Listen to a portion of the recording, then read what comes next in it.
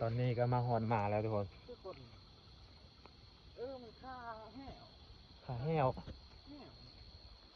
มาทุกคนบักง่ายแห้งเขาบอกว่าเขาจะปลดออกเสือกอยู่มือมันได้บ่เพราะเห็นตอนนี้มันค่าแห้วเนาะคือแห้วเสยทุกคนปกติเขาเฮ็ดแห้วนี่มันเฮ็ดเพื่อหยังวะ ได้จังปลูกเองบ่วะ เฮ็ดแห้วทุกคนว้าตัวนี่นะมาบักใหญ่อะไรทุกคน ต้นจอยเนาะเมื่อเขาเอามันมาปลูกเองบ่วะปลูกจะคือว่าเบิ่งใหม่แห้ว แห้ซ้ำนี้ยังถึกเสยเนาะ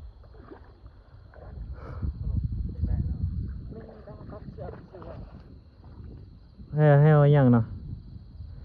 เสือกอีหยังเสือกเหล็กบ่ เสือกเล็กเสือกอะไรขาดแล้ว โอ้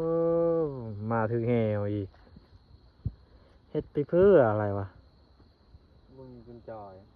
จอยเลยตัวมัน2-3 มื้อแล้วเนาะ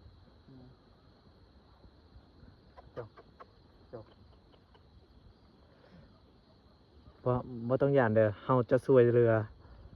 โดยเจอใจเย็นเด้อมึงคบบ่ได้จอยดอกโอ้มึงคบบ่บ่ค่อยๆจับ ขอให้จับเอาจับหัวมันก่อน กูบ่ได้ให้บ่ได้ตีมึงครับไม่อยากคบมึงหรอกค่อยๆปลดออกแล้วนะมึงนี่คบกูเด้อเดี๋ยวให้ลูก ช่วยเรือช่วยเรือช่วยเรือบ่ให้บ่ให้ ปลดนะ ปลดได้บ่ โอ้มันจนมันหันตัวปลด โอ้เบิ่งเลยทุกคน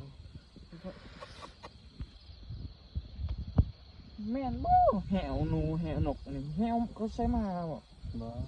กระปุกเอาเบิ่งเบิ่งก็มาตีนมันตีน โอ้ช่วยเรือมามันเนาะทุกคนเนาะ ดาวจับ มื้อนี้นะเฮาเห็นหมาหอมตะกี้นี้เนาะแต่ว่า จับคอ พอไปเบิ่งนะมันถึกแห้วทุกคนแห้วนะเขาเฮ็ดไปเพื่ออะไรวะ ไข่เลยเนาะ แบบเขาเฮ็ดตามแคมเซ่เนาะทุกคนเนาะนี่ วางเด้อ ใส่กูใส่บ่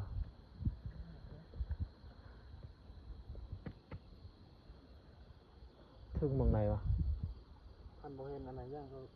เกาะไปมาไปจังหวะทางเป็นไฟแล้วเดี๋ยว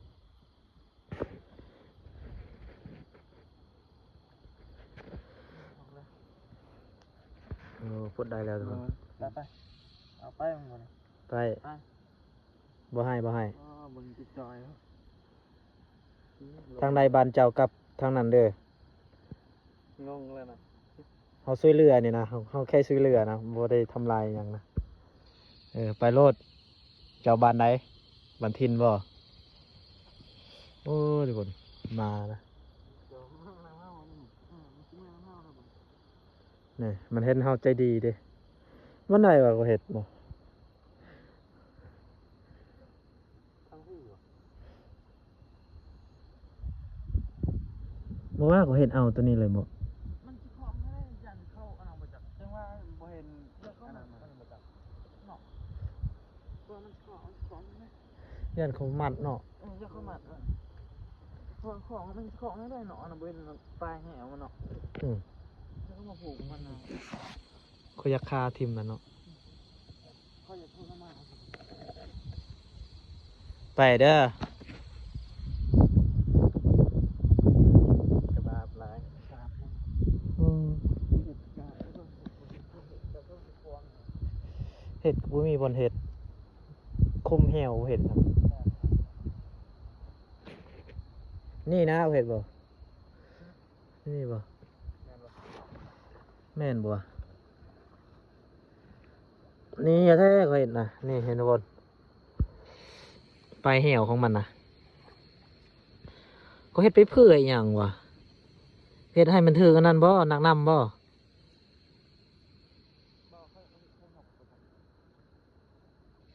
ว่านกเอาเสือกเหล็กก่อน ก็ใส่บอนนี้เนาะก็เลยมาเหยียบบอนนี้ปุ๊บแล้วก็ถึกมาเลยสองมือเลยมาจ้อยจอยโอเคทุกคนตอนนี้เขาปล่อยมาเป็นที่เรียบร้อยแล้วเนาะแล้วก็สิกลับพุ่นขึ้นเทิง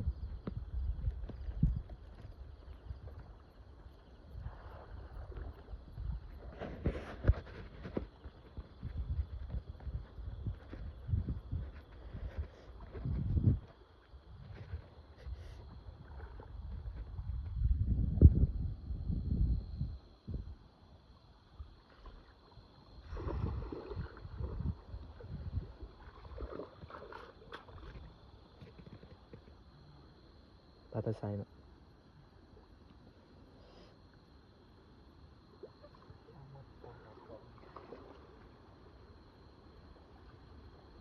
แม่นบอกมันถือแต่มือวานเนี่ยนี่หัวตีนหัวควายเมื่อวานนี้มันซื้อนี่